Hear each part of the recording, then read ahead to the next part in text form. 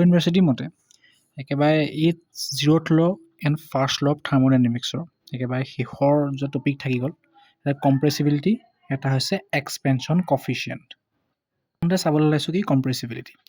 কম্প্ৰেছিবিলিটি মানে কি হয়, ধৰি লোৱা এটা যেনিবা এনেকুৱা এটা ছিষ্টেম ধৰিলোঁ, তাত আমি কি হ'ল পূৰা প্ৰেছাৰ দি দিলোঁ, P P P P P pressure দি দিলোঁ, কি হ'ব ইয়াৰ ভলিউমটো কি হ'ব, ভলিউমটো লাহেকৈ ডিক্ৰিজ হ'বলৈ আৰম্ভ কৰিব, হয় নহয়?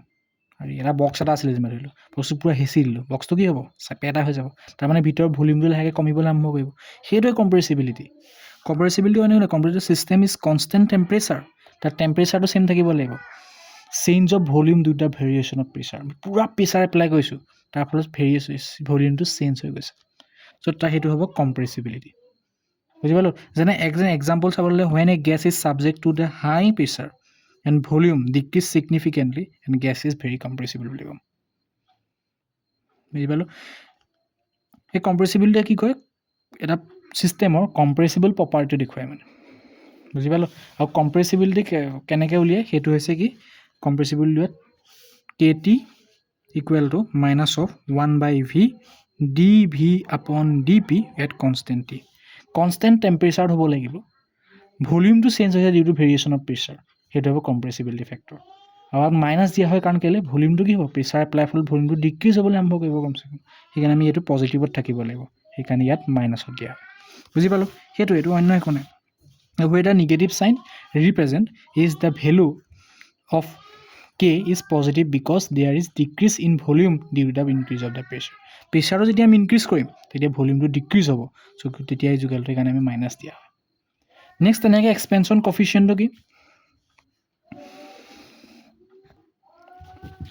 ঠিক তেনেকুৱাই এক্সপেনশ্যন কফিচিয়েণ্টটো ধৰিলোঁ যেনিবা এইটো এটা কণ্টেইনাৰ, তাত তেনেকৈ যেনিবা পিষ্টন এটা আছে, ভাগে আমি কি কৰিলোঁ ইয়াৰ পৰা আমি হিট দিলোঁ, হিট মিনছ টেম্পাৰেচাৰ দিলোঁ, হয়নে?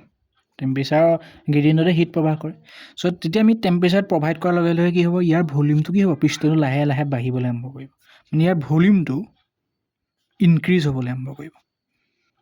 বুজি পালোঁ? টেম্পাৰেচাৰৰ ফলত যেতিয়া ভলিউমটো ইনক্ৰিজ হৈছে, এই গোটেই কথাখিনি যদি ইয়াত কনষ্টেণ্ট প্ৰেছাৰত হয়, ইয়াত কোনো প্ৰেছাৰ এপ্লাই নহয়, কনষ্টেণ্ট প্ৰেছাৰটো এটা নিৰ্দিষ্ট আছে, চ' তাকে ক'ব এক্সপেনশ্যন কফিচিয়েণ্ট। সেইটো হ'ব expansion coefficient of an object may be define as a change of volume due the variation of the temperature at constant pressure. টেম্পাৰেচাৰৰ ভেৰিয়েশ্যনটো এট কনষ্টেণ্ট প্ৰেছাৰত যদি আমি তাত কি হয়, তাত ভলিউমৰ change of volume due the variation of temperature at constant pressure, তাই ক'ব এক্সপেনশ্যন কফিচিয়েণ্ট।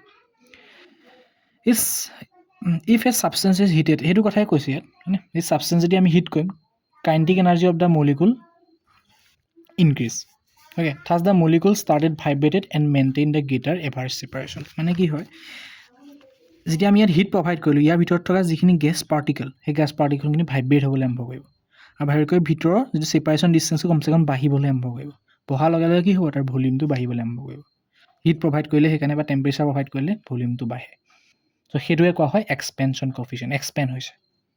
যদি মেথামেটিকেলি লিখোঁ এনেকৈ লিখিম, তাক আলফাই ডিনোট কৰে, alpha is equal to 1/V del V upon del T into P লিখে, variation volume in the variation of the temperature at constant pressure. ইয়াত মাইনাছ কিয় লগোৱা নাই, যেতিয়া আমি টেম্পাৰেচাৰ ইনক্ৰিজ কৰিম তেতিয়া ভলিউমটো ইনক্ৰিজ হ'ব, চ' সেইকাৰণে মাইনাছ লগোৱা নাই। আগতে কি আছিলে, আগতত কি আছিলে, যেতিয়া আমি প্ৰেছাৰটো বঢ়াম যেতিয়া ভলিউমটো ডিক্ৰিজ হ'ব, তেতিয়া সেইকাৰণে মাইনাছ লগাইছোঁ, ইয়াত পজিটিভ লগাইছোঁ। এইটোকে ক'ব কম্প্ৰেছিভ এক্সপেনশ্যন কফিচিয়েণ্ট বুলি এইটো ক'ব। চ' এইকেইটাই আছিলে, চ' থেংক ইউ।